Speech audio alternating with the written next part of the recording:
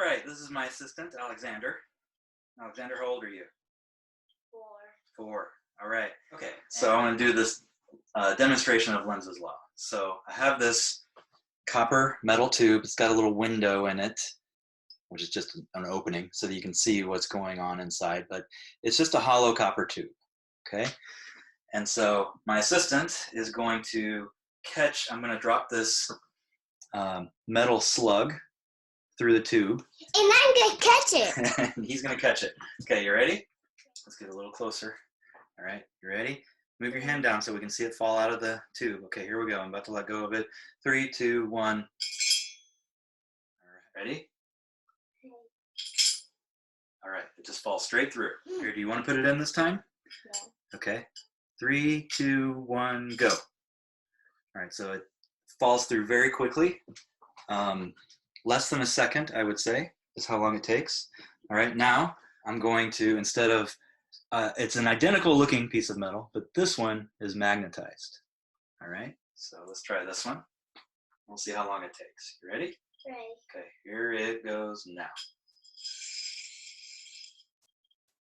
Now he has it. Probably. Okay, let's count how many seconds this one takes. Come here. Okay, you ready? And 1, 1,000, 2, 1,000, 3, 1,000, 4.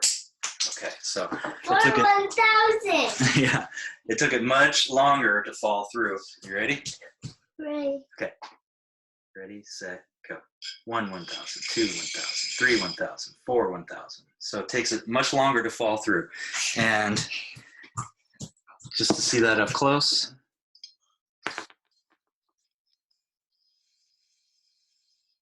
It's slow. Okay, here it goes. Okay, and compare that to this one that's not magnetic. I don't know if you could even see it. It went by so fast. Yeah. All right. Thanks, Alexander. You're welcome. Okay, so what's going on here, and why is this a demonstration of Lenz's law? So remember what I said about Lenz's law and Faraday's law together. They are implying that nature is going to resist change, that there's some electromagnetic inertia. So we're seeing that electromagnetic inertia in action here. So this tube is copper, and copper is a very good conductor.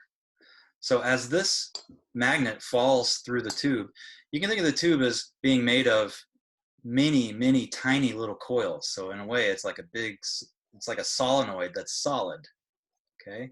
So you can think of it as being made of all these conducting coils. And when I drop this magnet into it, those coils are seeing an increasing magnetic field. And so what are they going to do? An electric field is going to be induced around the coil. And those induced currents are going to oppose the magnetic field of the falling magnet. Okay, so as the magnet falls through this copper tube, it is inducing currents in the tube, and those currents in turn are making magnetic fields that oppose the motion of the magnet. Compared to no magnet, it just falls straight through. Gravity is the only force acting on it. But here we have gravity acting on the magnet and a magnetic force acting upwards on the magnet, which is caused by the changing magnetic flux through the tube, which creates, and it actually creates lots of tiny little currents everywhere. They're called eddy currents because in analogy with eddies that you might see in a stream. So the eddy currents that are created by this falling magnet create magnetic fields that oppose gravity.